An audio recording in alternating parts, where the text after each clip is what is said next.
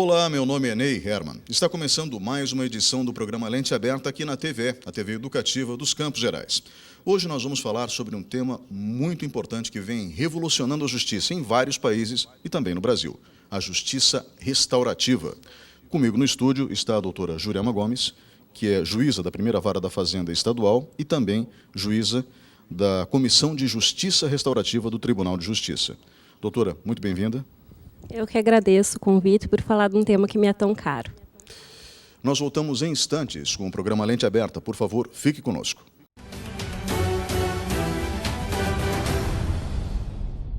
Olá, estamos de volta com o segundo bloco do programa Lente Aberta. O tema de hoje, Justiça Restaurativa. Comigo no estúdio, a juíza da Primeira Vara da Fazenda Estadual e também juíza da Comissão de Justiça Restaurativa do Tribunal de Justiça, Jurema Gomes. Doutora, nós temos esse assunto como novidade no Brasil ainda. A TV Educativa tem por prerrogativa levar informações que podem construir uma sociedade melhor para toda a população.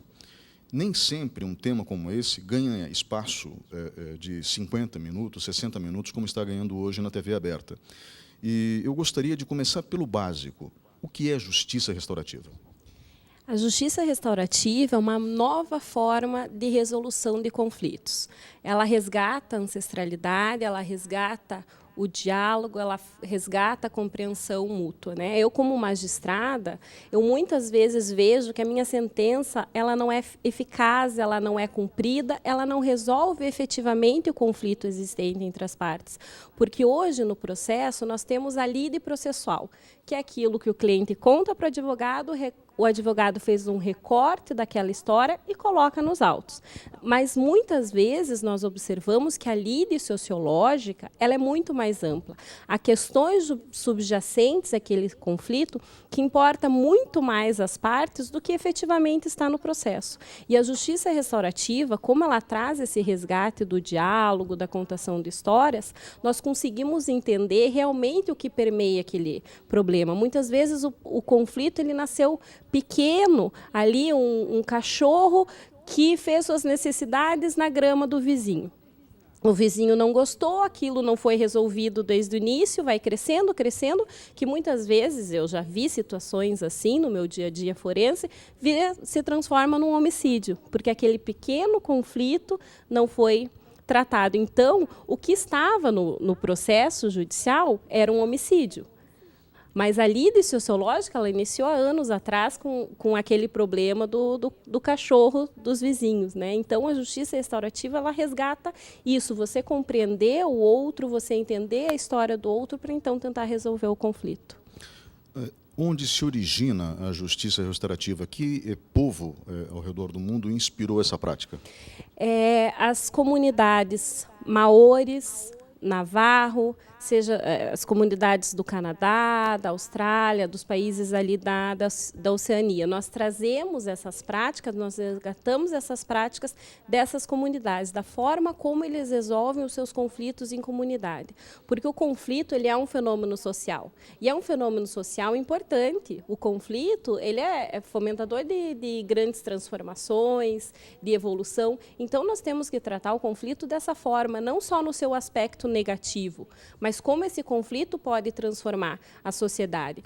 Então, essas comunidades, né, os primeiros povos que nós costumamos chamar, eles resolviam os seus conflitos por meio do diálogo. Eles sentavam em círculo, em volta da fogueira, com todos os envolvidos naquele conflito, com os parentes, com os amigos, para, em comunidade, resolver aquele problema.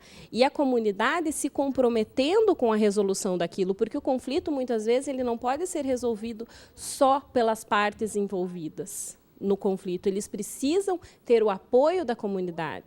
Né, hoje nós vemos um caso de violência doméstica, por exemplo, que o homem agride a mulher quando está alcoolizado. Se ele não tiver o apoio da assistência social, se ele não tiver um encaminhamento num AA, muitas vezes ele não vai conseguir se comprometer com o acordo que ele fizer com a mulher de não bater mais, por exemplo.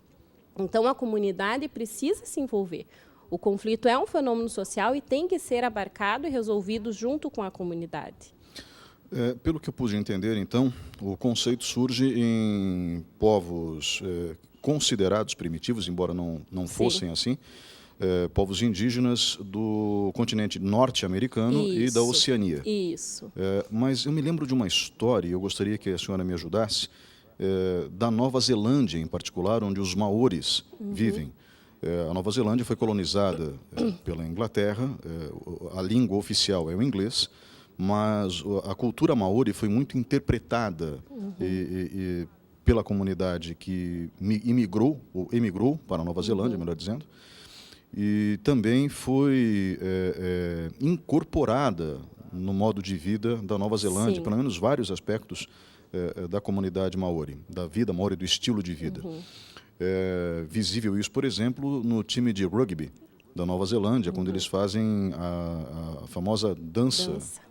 Da guerra, que é mais para, como eu posso dizer, intimidar os adversários do que qualquer outra coisa. Embora, nesse caso do rugby, funcione, porque o time da Nova Zelândia é muito forte, de rugby. Mas eu gostaria que a senhora nos explicasse como foi esse episódio em particular, tão significativo entre a visão oriental e a visão ocidental de justiça. Realmente, a comunidade maori é muito forte, conseguiu levar os seus costumes, a sua forma de resolução de conflitos para a comunidade ocidental. E lá o que aconteceu, hoje na Nova Zelândia, a justiça restaurativa é a primeira forma de resolução de conflito, no âmbito do adolescente em conflito com a lei. Então, primeiro se aplica a justiça restaurativa, se porventura não for obtido sucesso, que vai para o que nós chamamos de justiça tradicional, a justiça retributiva. Então, o que aconteceu lá? Um adolescente maori cometeu um delito, um ato infracional dentro da comunidade maori, e ele foi levado para o sistema de justiça tradicional para resolver por aquele conflito. A comunidade, o chefe daquela comunidade foi até o juiz, né, porque ele foi colocado num sistema tradicional, foi apreendido. Então, esse chefe maori foi até o juiz querendo tirar satisfação. Como que você vai querer ensinar o meu jovem a se comportar bem, a viver em sociedade, a se comportar bem em sociedade, retirando ele da sua comunidade de origem? Quem tem que ensinar ele como se colocar, como se portar, é a sua comunidade. Esse conflito tem que ser resolvido na comunidade. Os pais desse adolescente, desse jovem, a comunidade desse jovem devem se comprometer com ele para ele retornar para o caminho correto. E o juiz achou aquilo muito interessante. Porque geralmente o que a gente vê na nossa comunidade? O adolescente é complicado, querem se livrar do adolescente. Os pais, a escola, a comunidade, quanto mais longe, melhor. E lá não, ele achou muito interessante isso, de o chefe daquela tribo querer o adolescente, trazendo para ele a resolução desse problema. E ele foi conhecer o sistema de justiça da comunidade maori. E se encantou realmente com aquela forma de resolução, né, como eu trouxe, desse resgate do diálogo, do comprometimento da comunidade para resolver aquele conflito.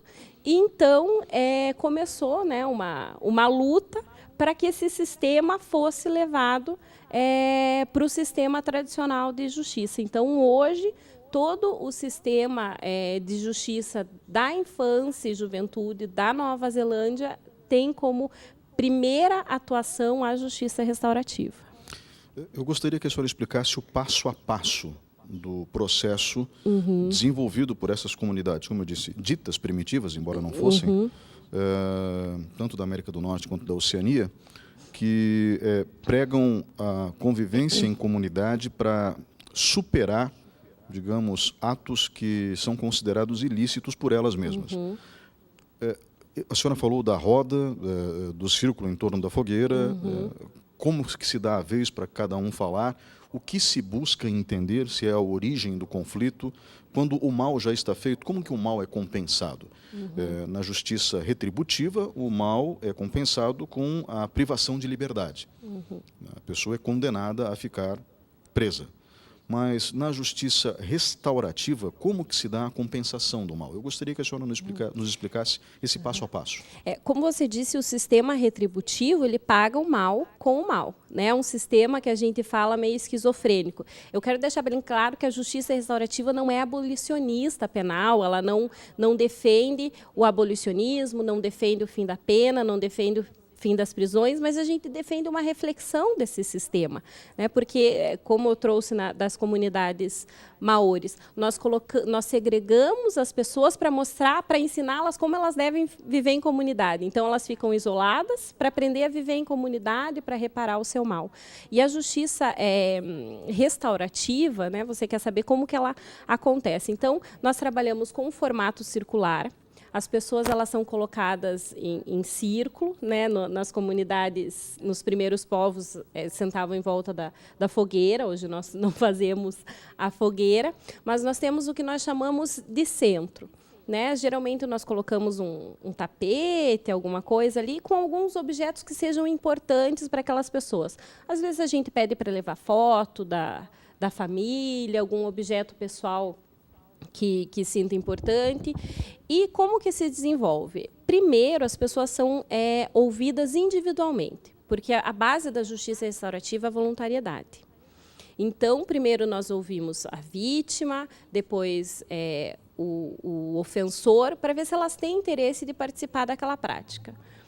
Havendo interesse, elas vão indicar os apoiadores, que é a comunidade de origem. Podem indicar um familiar, um amigo, alguém que elas se sintam seguras e que possam colaborar na busca da resolução do conflito e, principalmente, na implementação desse consenso após. Então, havendo interesse de participar, após é marcado um encontro com todas as pessoas, então, em volta do círculo, com esse objeto no centro, e durante as práticas, o conflito ele não é tratado já desde o início. O que a gente propõe? A contação de histórias, a construção de valores, diretrizes. Nós propomos diretrizes porque nós temos que cuidar daquele espaço coletivo que se forma. Então, as diretrizes básicas é deixar o celular no silencioso, é falar em primeira pessoa, é respeitar o objeto da palavra. E o que é o objeto da palavra? É um objeto qualquer, pode ser um pedaço de pedra, pode ser um livro, pode ser a gente gosta de usar bastante a pêssega pelo significado, ou algum objeto que possa ter um significado para aquele grupo. Quando nós fazemos círculo com professores, por exemplo, nós utilizamos a coruja, que é bem significativa para eles. E esse objeto ele vai dar uma sequência para a fala e para a escuta. Esse objeto vai passar de uma forma ordenada, de mão em mão, e apenas quem estiver portando esse objeto vai ter a possibilidade de falar. E isso dá a possibilidade de os outros ouvirem. Então, nós falamos que é uma fala, uma expressão autêntica, porque a pessoa sabe que não vai ser interrompida, e uma escuta ativa, porque os outros, como não precisam se preocupar em responder, como não precisam se preocupar em intervir na fala do outro, eles vão escutar de uma forma realmente autêntica.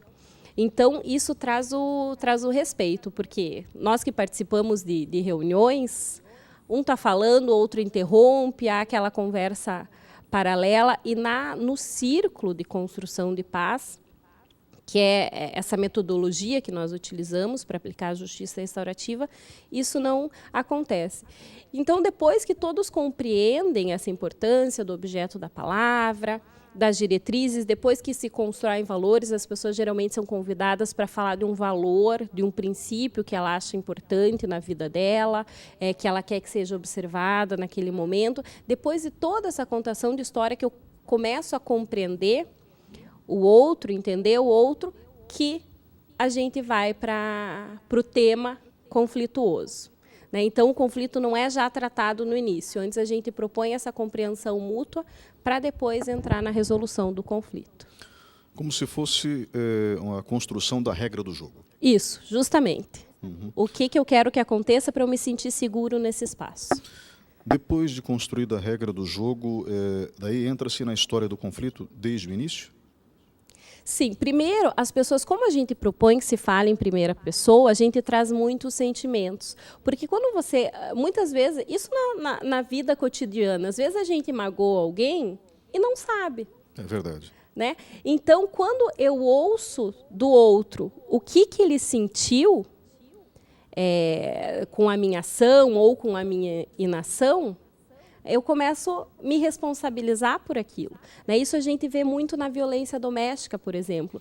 O homem, né, os homens, em razão da nossa sociedade patriarcal, de os homens ouvirem desde a infância, homem não chora, homem não pode mostrar sentimento, eles têm uma certa conduta que muitas vezes vai contra o que eles realmente gostariam de realizar. Tanto é, o índice de suicídio de jovens, de meninos, é muito mais alto do que de meninas, porque muitas vezes eles não conseguem se enquadrar nesse sistema que a nossa sociedade patriarcal impõe. Então, dentro do círculo, a gente vê que eles não têm noção, eles não têm compreensão de que o que eles praticam é uma violência contra a mulher. Eles pensam que a violência é só aquela agressão física grave, que a mulher fica com hematomas, que a mulher fica machucada. Eles não têm noção que a violência verbal é um tipo de violência, que a violência moral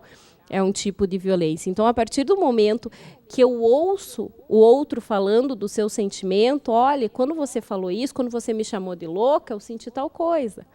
Quando você não deu dinheiro para eu ir no mercado comprar leite para as crianças, eu me senti inválida, eu me senti uma péssima mãe. Então, a partir do momento que eu ouço a história do outro, que eu ouço o sentimento dos outros, eu consigo me responsabilizar pelo ato que eu pratiquei.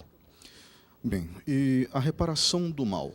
Digamos que numa comunidade mais primitiva, vamos usar ela como base, embora eu não goste desse conceito primitiva, mas, enfim, numa comunidade maori, vamos pegar o exemplo da comunidade maori. Houve um homicídio. Né? Um jovem matou o filho de um outro casal. Né? Não o próprio irmão, mas o filho de um outro casal. Que não os pais dele. Pois bem, como que é feita a reparação de algo tão grave? Ele toma conta dos pais que perderam o filho, por exemplo? Na verdade, o consenso, o círculo de construção de paz, a justiça restaurativa, ela é conduzida por facilitadores. E esses facilitadores, eles em momento algum intervêm na contação de histórias, eles intervêm no consenso, nós falamos que eles são facilitadores do diálogo, eles conduzem a prática. Então, é muito relativa essa construção do consenso, essa reparação do mal, porque muitas vezes o que eu vejo como necessário não é o que aquela parte envolvida no conflito vê. Então, a gente pensa que a vítima quer a prisão, mas há estudos que mostram que as vítimas eles não querem a prisão do seu ofensor, elas querem muitas vezes respostas. Elas querem saber por que eu? Por que comigo? Por que na minha casa? Se ele sair da prisão, ele vai voltar atrás de mim? Se ele lembra do meu endereço? Isso o processo tradicional não dá. Então, muitas vezes, às vezes, para a vítima, uma simples resposta, um simples pedido de perdão é suficiente. Então, quem diz o que é bom, o que vai reparar aquele mal, são as partes envolvidas no conflito. Então, há casos em que um simples perdão, há casos de família em que tinha pedido de guarda de bens, de pensão alimentícia, que ficou decidido que se o pai fosse ver o filho 2 vezes por semana já estava bom. E que a decisão judicial não ia dar o que efetivamente a pessoa queria. Né? Claro, eu não quero acabar com o poder judiciário. Há casos em que a justiça tradicional é necessária e é a única forma de resolver o conflito, mas a justiça restaurativa propõe esse empoderamento das partes envolvidas no conflito, propõe a devolução, porque em algum momento da nossa história, o Estado pegou o conflito para ele. O Estado hoje é o grande ladrão de conflitos. né? Então, a partir do momento que o processo é judicializado, o Estado juiz, o Estado Ministério Público diz, esse conflito não te pertence mais, esse conflito agora é meu. Principalmente na área criminal, né? Na área civil ainda tem a possibilidade de desistir do processo, mas na área criminal não.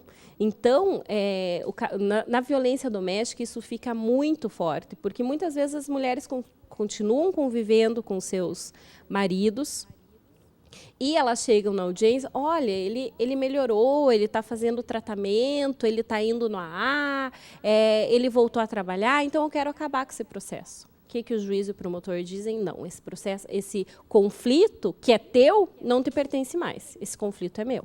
Então, o processo vai continuar, ele vai ser preso. Né? Então, a justiça restaurativa propõe isso, devolver para a parte. Ela que tem que saber o que é melhor para ela.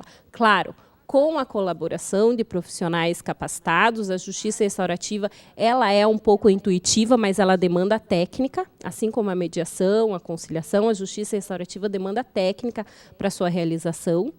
Então, tudo isso nós propomos dentro da justiça restaurativa. Uhum.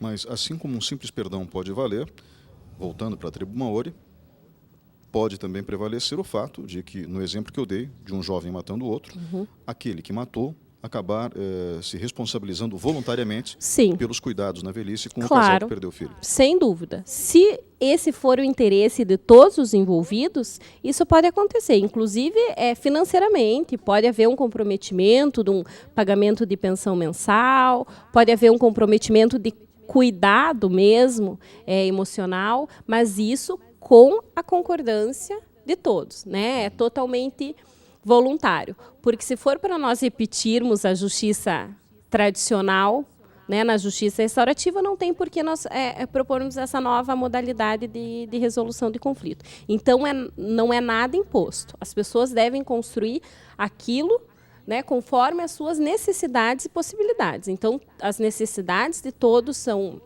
atendidas e as possibilidades de todos respeitadas.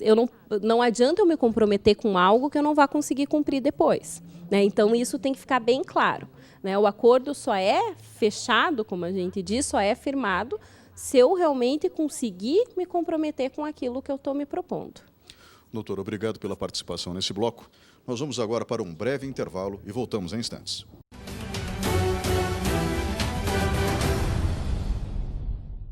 Olá, estamos de volta com o terceiro bloco do programa Lente Aberta. O tema de hoje, Justiça Restaurativa. Comigo no estúdio da TVE, a TV Educativa dos Campos Gerais, está a doutora Jurema Gomes, que é juíza da primeira vara da Fazenda Estadual e também juíza da Comissão de Justiça Restaurativa do Tribunal de Justiça do Estado do Paraná. Doutora, nós explicamos conceitualmente como funciona o processo de justiça restaurativa, a sua origem no bloco anterior. E eu vou fazer agora, embora eu não goste dessa expressão, o papel de advogado do diabo. Então, vamos falar um pouco sobre a questão tradicional. Nós vivemos num universo, principalmente na América Latina, judaico-cristão. Embora esse universo tenha sido decisivo em praticamente todo o Ocidente e tenha subjugado as culturas aqui pré-existentes, que nem sempre tinham o conceito europeu de justiça. E esse conceito europeu foi profundamente afetado pelo Antigo Testamento e depois pelas práticas romanas que reinterpretaram os ensinamentos cristãos. É sempre bom deixar claro que Cristo pregava o amor ao próximo, mas o Império Romano gostava muito do Antigo Testamento, onde um Deus punitivo, um Deus severo, permitia, por exemplo, a lei de talião, olho por olho, dente por dente. Esse conceito foi reinterpretado por Cristo, mas, infelizmente, como eu disse, as coisas não evoluíram da forma que deveriam ter evoluído após o Império Romano ter assumido a religião católica como religião oficial do Estado. E esse mal, esse conceito de um Deus vingativo, ficou, depois da Reforma, presente nas igrejas evangélicas. É muito forte, é muito presente em qualquer igreja extremamente conservadora evangélica. E outros cultos e seitas cristãs também pregam isso.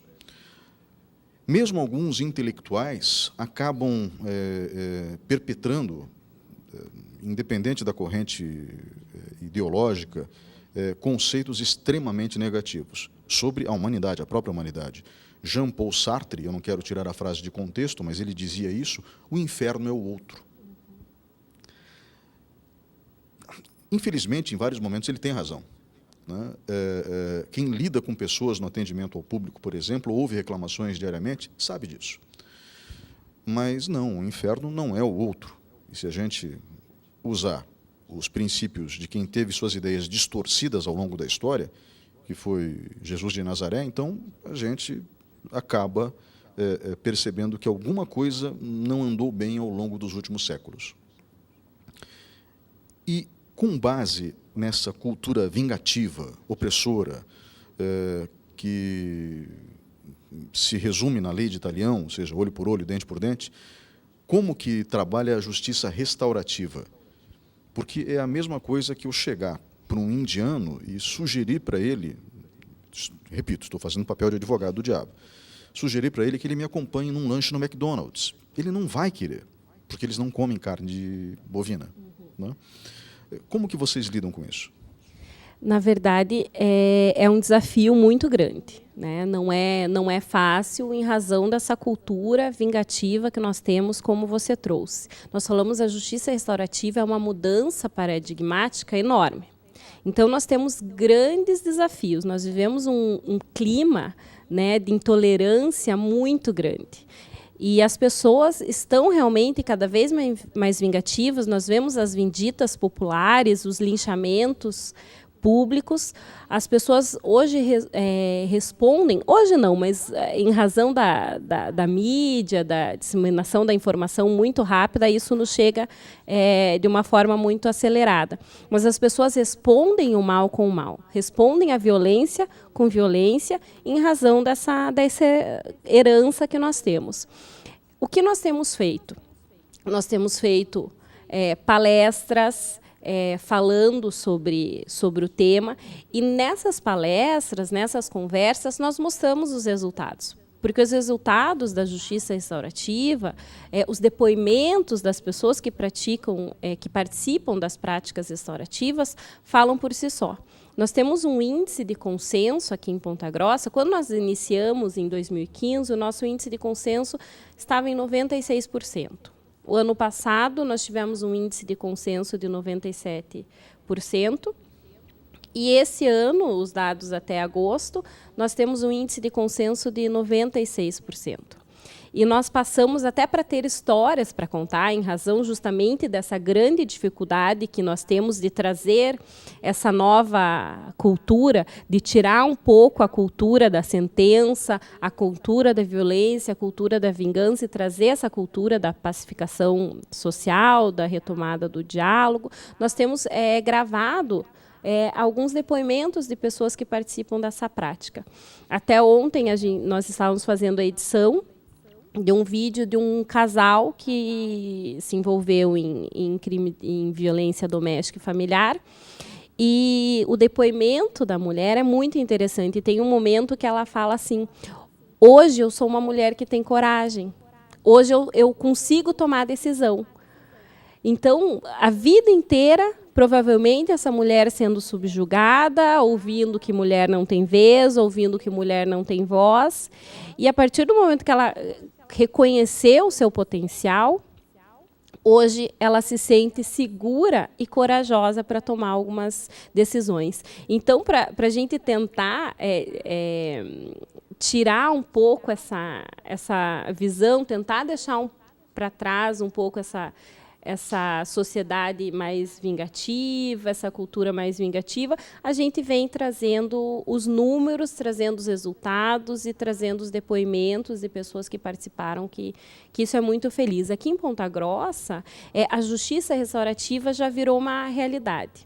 Desde que nós começamos há 3 anos, nós temos muitos números, excelentes números.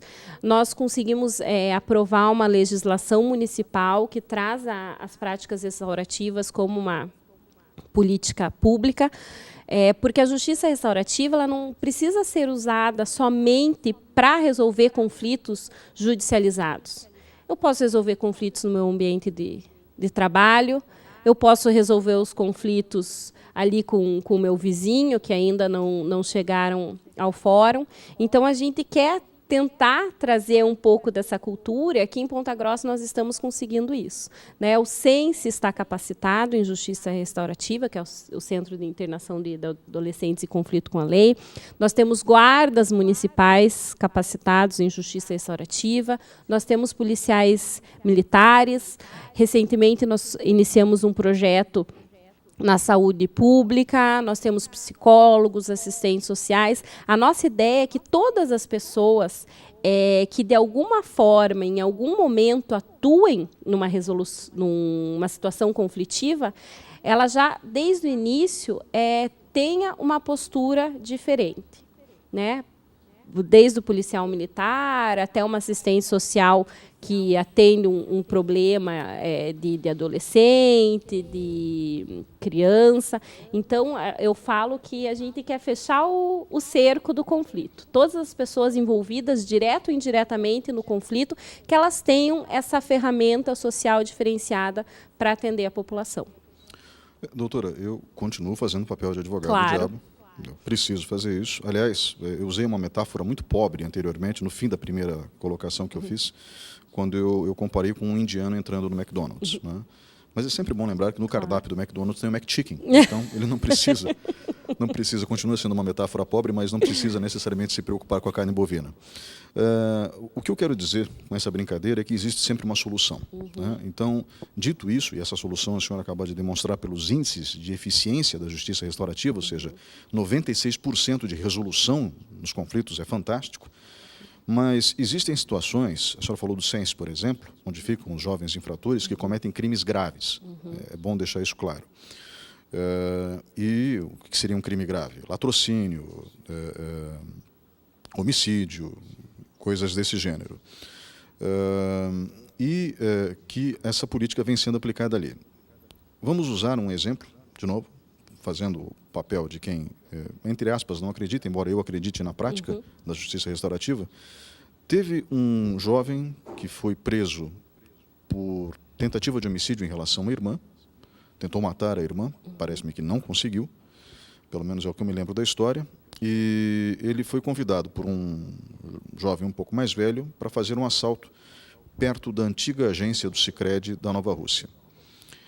Eles estavam acompanhando um cobrador de mensalidades do Clube Verde, não lembro o nome dele, lembro o apelido, mas não vou usar. E esse senhor tentou, num primeiro momento, muito rápido momento, reagir, viu que não daria conta e tentou fugir. E esse jovem que que foi libertado do CENSE, após a tentativa de homicídio da irmã, ele acertou a nuca e matou instantaneamente o cobrador de mensalidades. Algumas pessoas disseram que foi um tiro sem querer. Ninguém atira na nuca de primeira sem querer. Ele era bom de mira. Né? Ele atirou de propósito com o objetivo de matar. E o motivo foi torpe. Num caso como esse, existe a possibilidade de uma prática restaurativa? Existe se as partes envolvidas naquele conflito tiverem interesse. Se o adolescente quiser e se a família da vítima tiver interesse. Como eu trouxe ali no começo, a justiça restaurativa ela não propõe um abolicionismo penal, ela não propõe o fim da legislação vigente. O que a gente propõe, e o que acontece muito aqui em Ponta Grossa, é um processo paralelo.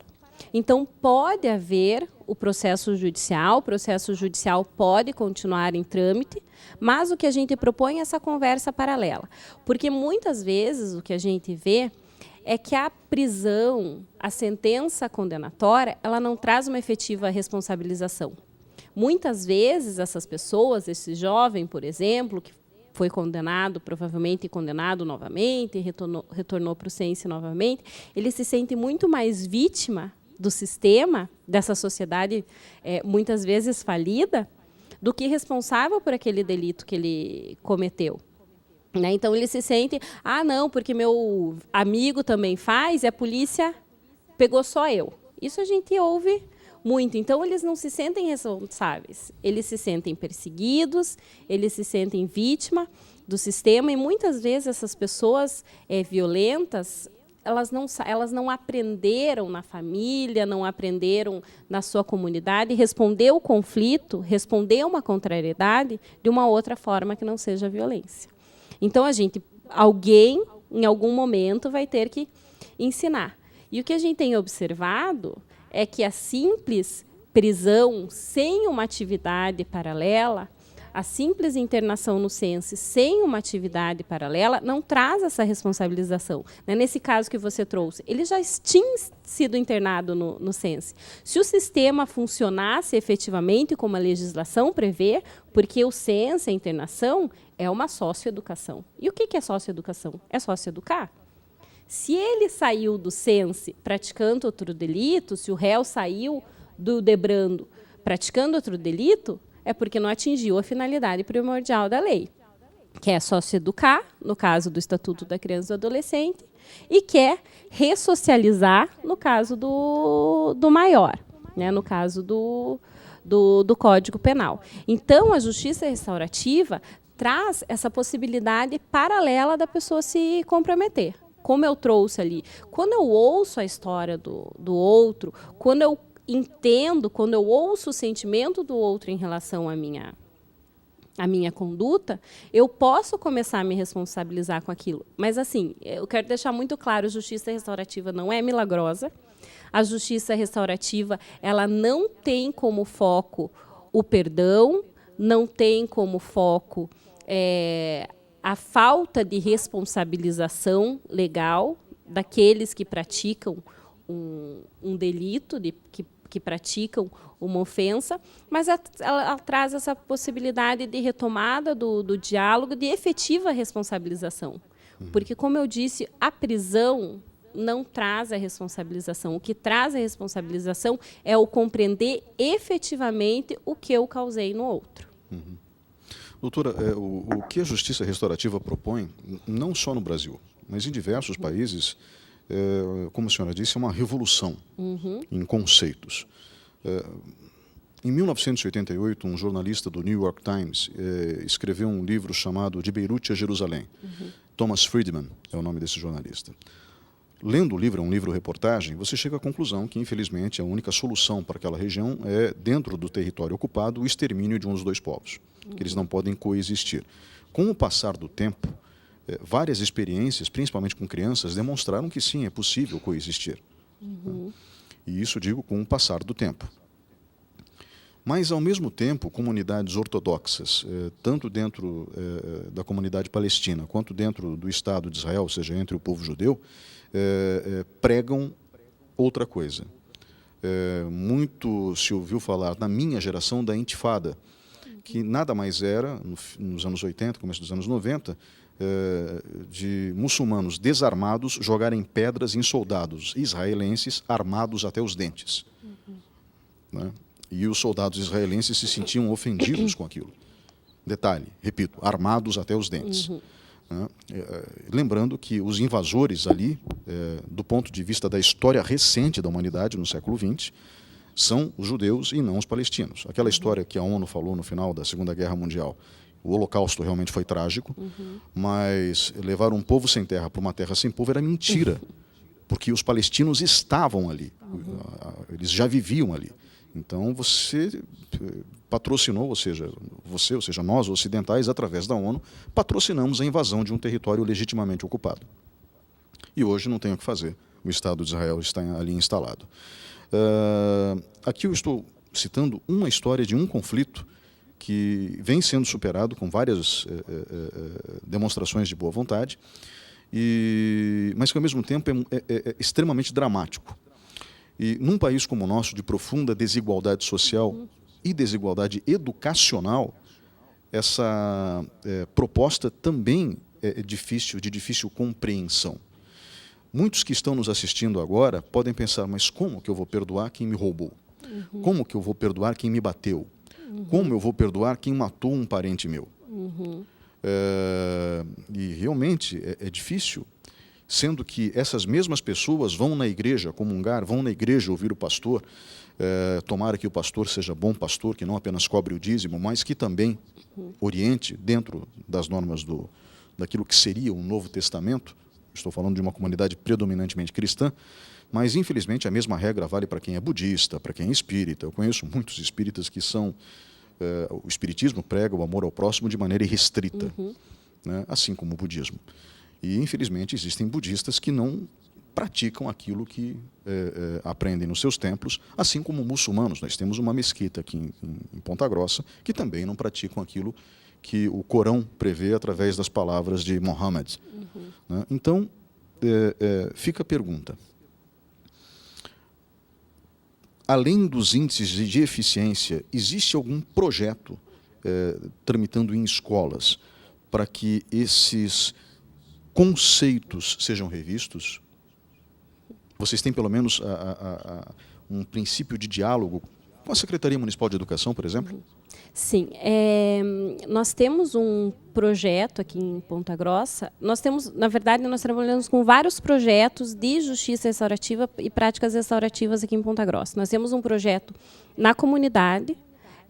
Uma vez por semana, nosso pessoal vai até a comunidade Santa Luzia e recebe demandas, recebe conflitos daquela comunidade e resolve para tentar resolver com a justiça restaurativa. E o importante, o que eu vejo, o mais bonito desse projeto é que nós estamos formando facilitadores comunitários. Então, enquanto essa comunidade precisa do aporte do judiciário, nós estamos indo lá. Mas a ideia é que ela seja autossuficiente. Então, por isso, nós estamos formando pessoas daquela comunidade para serem facilitadores dos conflitos sociais daquela comunidade.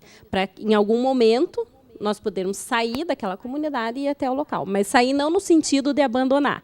Sair quando nós observarmos que aquela comunidade já consegue resolver os seus próprios conflitos sozinha. Então, esse é um projeto muito interessante, porque já mostra ali na comunidade que elas mesmas podem resolver aquele conflito. Nós trabalhamos com associação de bairros, e agora esse projeto com a saúde, a ideia é que os agentes de saúde também sejam capacitados para levar isso para as comunidades. Perfeito. E na escola, nós temos um projeto que é muito legal, que chama Escola Restaurativa. Nós escolhemos 5 escolas estaduais aqui em Ponta Grossa. Nós fizemos um trabalho, a princípio, com as escolas estaduais, que atende jovens, adolescentes, e as relações conflituosas são muito grandes. A gente acompanha diariamente na mídia o problema grave que as escolas estão sofrendo, e hoje a gente vive uma crise de terceirização de culpa muito grande, terceirização de culpa e de responsabilidade muito grande. A escola joga a culpa só na família, nos pais, porque pensa que só precisa passar o conteúdo formal.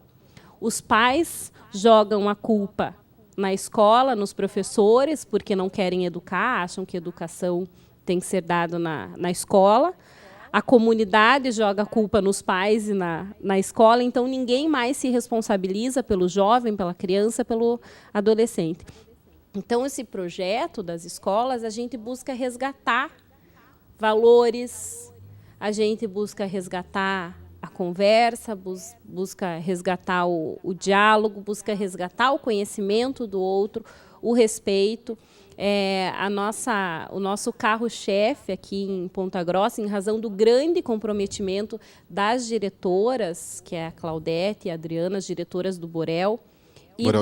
Borel de Vernet, que é um colégio com 1.700 alunos, 3 turnos, e veio de um histórico de violência ali em 2015, 2016, muito grande. Teve aquele caso dos jovens que jogaram os filhotes de cachorro no ventilador. Aí teve aquele caso grave de briga na frente do colégio, que o adolescente teve traumatismo craniano. Então, as diretoras, elas não sabiam mais o que fazer, estavam preocupadas. E, nisso, a gente apresentou a justiça restaurativa para a Claudete e para a Adriana, que compraram a ideia. E, hoje, em 1 ano e pouco de projeto, nós tivemos uma diminuição de 70% no índice de atas de disciplina lavradas. Né? Quem é professor, diretor, sabe que as situações ali conflitivas que acontecem dentro da escola devem ser lavradas em ata. E o número era enorme.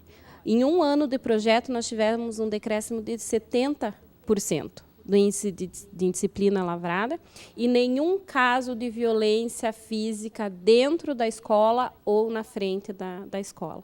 Perfeito. Então, porque os adolescentes começam a ser respeitados. Né? Os professores também compraram a ideia, e não é nada fenomênico, é só você respeitar o outro, é só você conversar com o outro, é só você procurar compreender o outro. Então, hoje, nós conversamos com os alunos do Borel, eles falam, hoje a professora pergunta como que eu estou. Talvez seja a única pessoa que pergunte para ele no dia como ele está. Infelizmente, é verdade. Né? Então, os índices do Borel assim, nos entusiasmam muito, porque é muito feliz o que tem acontecido no Borel. Em maio desse ano, março, nós realizamos um grande evento de justiça restaurativa em Maringá, e nós convidamos a Claudete e a Adriana para levar a experiência do Borel nesse evento. E foi muito, muito interessante, porque os alunos souberam disso e, voluntariamente, para presentear realmente as diretoras, fizeram um vídeo. Eles produziram, eles editaram, com depoimentos, com fotos, sobre o projeto Escola Restaurativa e como o projeto mudou o ambiente do Borel. Então, nós passamos o vídeo ali no evento, foi realmente um dos momentos mais emocionantes do evento, como a gente vê que práticas simples, práticas que nós resgatamos dos nossos povos primitivos, como você trouxe, né, dos primeiros povos, como eles podem trazer uma mudança significativa. O núcleo ou os núcleos de educação para a paz ajudam a justiça restaurativa, imagino?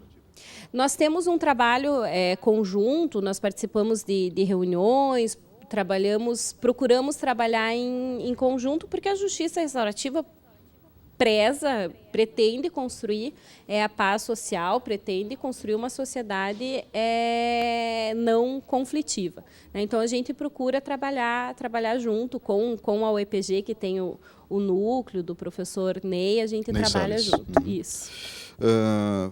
Doutora, nós temos, nos últimos tempos no Brasil, uma briga muito grande entre extrema esquerda e extrema direita. Isso em virtude do impeachment da presidente Dilma Rousseff. E, infelizmente, Michel Temer tem se apoiado para obter um mínimo de legitimidade no poder, ele tem se apoiado na extrema direita. E nos velhos aliados de PMDB, que estão sendo denunciados de todas as formas possíveis, porque, infelizmente, todo mundo já sabia disso, são políticos muito antigos, presos a hábitos muito reprováveis, como foi demonstrado agora no caso de Gedel Vieira Lima. O que eles não percebem é que, historicamente falando, os extremos são maléficos. Então, na extrema-direita, nós temos dois exemplos no século XX que são terríveis. O fascismo de Benito Mussolini e o nazismo de Adolf Hitler, que foi responsável pelo Holocausto, pela morte de milhões e milhões de judeus em fornos, ou fornos, enfim. E, na extrema-esquerda, nós temos Joseph Stalin, né, com a sua ditadura na União Soviética, que jamais foi a ditadura do proletariado, que matou 20 milhões de russos. Então, são pessoas que não dialogam, que matam um outro. Como superar esse ambiente de intolerância? A senhora acredita que esse ambiente de intolerância é temporário no Brasil? Eu penso que a intolerância deve ser suprimida com o diálogo. Né? Nós temos, caso você trouxe, né, esses exemplos dos povos, a gente costuma trabalhar com a justiça restaurativa também com uma técnica que chama comunicação não violenta. Né? O Brasil ele faz uma mescla de técnicas e a gente acaba incorporando. Né? A gente trabalha com círculo restaurativo, com círculo de construção de paz e com comunicação não violenta.